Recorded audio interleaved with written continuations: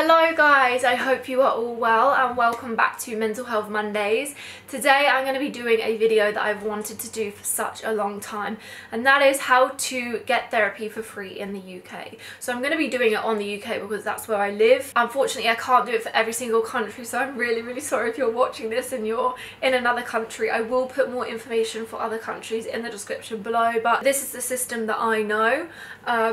So yeah, that's what we're going to talk about today. I think getting therapy / getting help in the first instance can be very tricky, kind of knowing where to start. So I have literally spent my whole morning researching so I can provide you guys with the best information so that you can get the help that you deserve. We are going to start with the doctor and NHS therapies, which is kind of like the first port of call for most people. Your GP can refer you to a more specialised mental health team.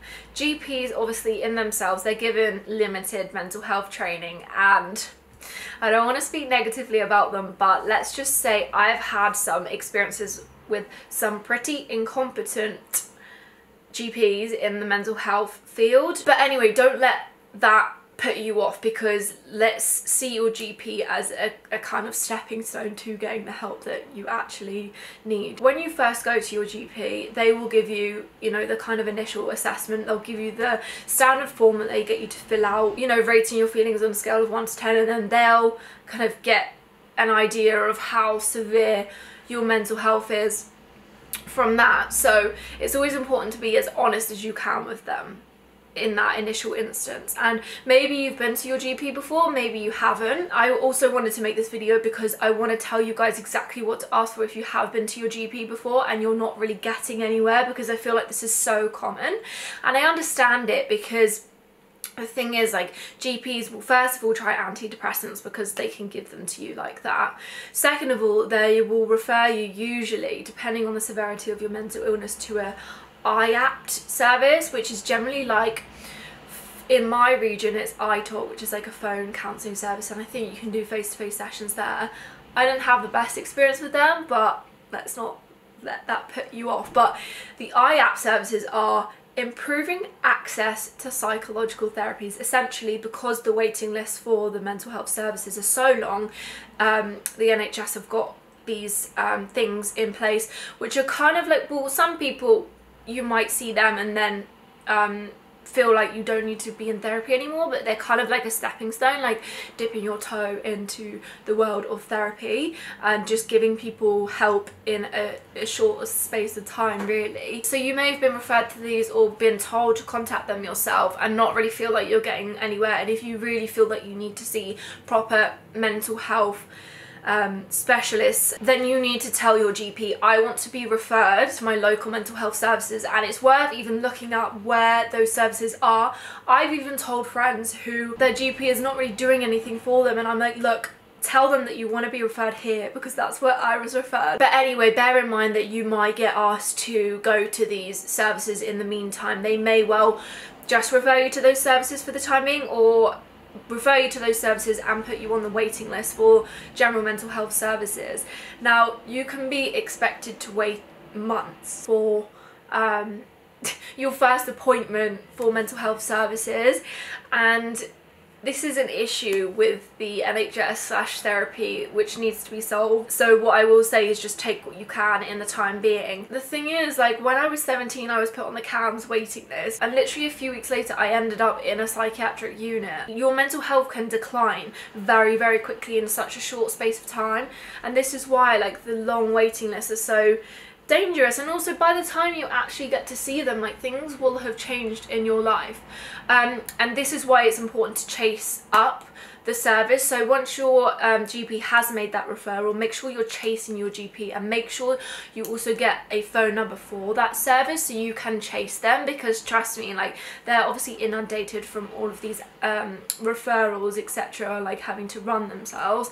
Mental health services are underfunded as it is, but if you chase and if you make yourself known, or if you get like a parent or a friend or whoever it is to chase on your behalf, that's the only way things are gonna, like, start moving along quickly. In the meantime, if you have been on the waiting list for ages, another option that I want to give you is Charities, and this is something that I have never used myself, and I didn't, like, I knew kind of what was available, but I didn't know specifically until I did my research. So first of all, I'm going to talk to you about a charity called The Mix. This is one of my favourite mental health charities, and I literally didn't even know they existed until last year when they contacted me and wanted to work with me. And the work they do is amazing. So they work with young people up to 25-year-olds, although when I met with them they said that they'd helped, you know, kind of up to like 30 odd. If you are over 30, we'll talk about other places, don't worry. So they've got a helpline you can call, you can email them, they have a live chat, they even have a crisis text line, so you can text them when you are in a crisis, or they have their counselling. So this is kind of like a regular thing which can be helpful in the meantime if you are, say, on the waiting list for CAMS or whatever service it is. It's a short-term kind of fix if you like, although some people may just find that these sessions do help them. And they have a really useful feature on their website where you enter your postcode and you can find mental health services in your nearby area. Another amazing charity that has so much to offer is Mind. So they have services all over the country. So for me, because I live in Southampton, they have something called Solent Mind, and a quick Google search showed me like everything that they do in my local area. I didn't even know this. So they support iTalk, which we'll just let them off on that one. But if you go to the wellbeing services section on your local Mind website, you'll be able to see, you know, the different centres near you and what they do. Most of the places I looked at with this had a self-referral form, which is really good because you can literally just fill it out online and send it off to them. You don't need to go through anyone else, you can do it directly to them. And by the looks of things, they offered one-to-ones, courses and group sessions. I've spoken to quite a few people in the past who have done some Mind group sessions and said they're really good. So although they're scary, like I said, you've got to take what you're given in these situations. Unless you have the money to spend on private therapy, there are these group options, and it is comforting sometimes to know that others are going through the same or similar things to you. Mind have so much other stuff going on. Like they had this peer support program, which I saw, where they do things like gardening and photography, where you can just like be with other people. And then finally is Rethink Mental Illness. So on their site they have a bit where you can search for help in your area, you can put your postcode in again.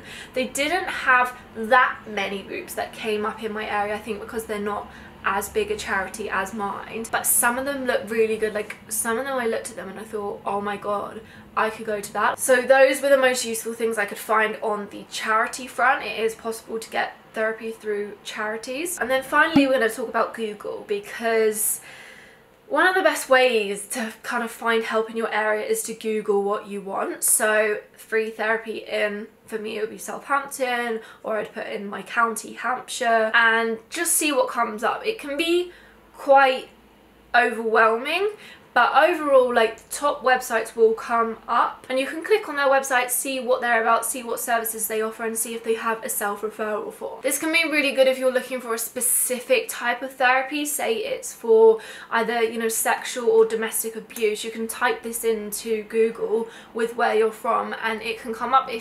If you're too scared to, you know, go to your doctor or ask your doctor, it's a good way of finding what's, you know, out there. But also bear in mind that these services usually have really long waiting lists as well. It can be overwhelming, but just take your time, and it can't hurt to, you know, send out a few self-referrals and see what you get back and who can offer you the best help and, you know, the quickest. The NHS actually has a search function which you can enter your GP details in. I found this when I googled like free therapy. So this basically gives you the IAPT services in your area. You can't actually self-refer yourself to like the mental health services, but it just goes to show that there are so many different options for therapy. It's not just the kind of NHS. The NHS has this IAPT service, and there are charities, and actually I found a really good webpage on Mind which was super helpful in explaining the different types of therapy that are available to you, and you know what they are and how